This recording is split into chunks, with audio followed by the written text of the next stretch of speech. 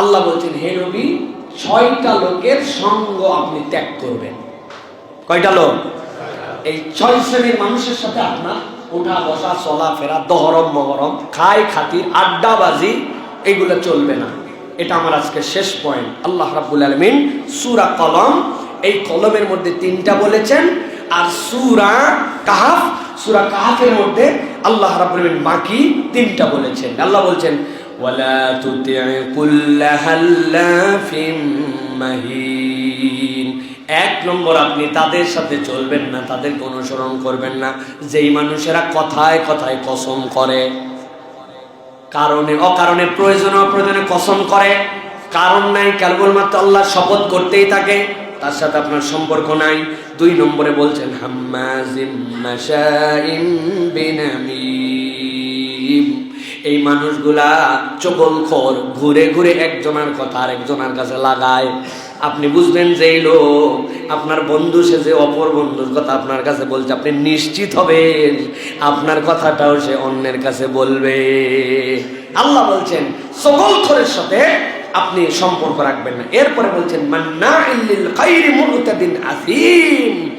অবাধ্য, ভালো কাজে বাধা দেয়, ভালো কাজে বাধা দেয়, ইসলামের কাজ পছন্দ করে না, ইসলাম পছন্দ করে না, এরকম লোক, গোষ্ঠী, পার্টি, দলের সাথে আপনার সম্পর্ক থাকবে না। এই জন্য আল্লাহ রাব্বুল আলামিন এটা আমাকে নিষেধ করেছেন। এরপর বলছেন, উতুল্লিন বাদা যালিকা জানিম।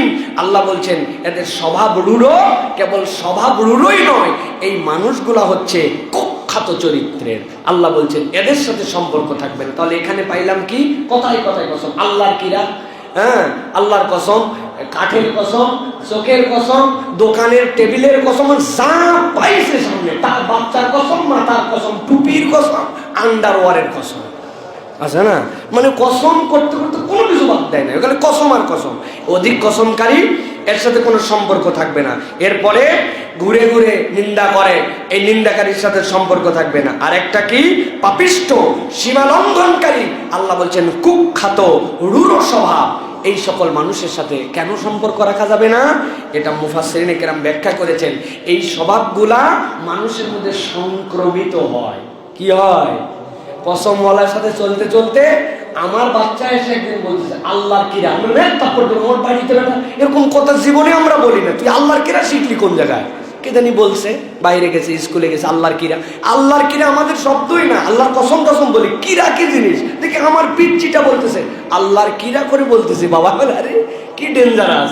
তাইলে এইটা মানুষের মধ্যে সংক্রমিত হয়। তারপরে এই যে মানুষের মধ্যে যে চগল করে সংক্রমিত হয়, রূঢ় স্বভাব, কুখ্যাত এই চরিত্র মানুষের মধ্যে সংক্রমিত হয়, অতএব এটার সাথে মেশা যাবে না। আর আল্লাহ রাব্বুল আলামিন সূরা কাহফের মধ্যে বাকি 3টা বলেছেন। আল্লাহ বলছেন, ওয়ালা তুতি মান আগফালনা কলবাহু। যার হৃদয় আল্লাহর জিকির থেকে, আন যিকরিনা, বঞ্চিত, আপনি তার সাথে থাকতে পারবেন না। 2 ঘন্টা একসাথে চলে, একবার আস্তাগফিরুল্লাহ বলার মতো পরিবেশ তৈরি হয় না।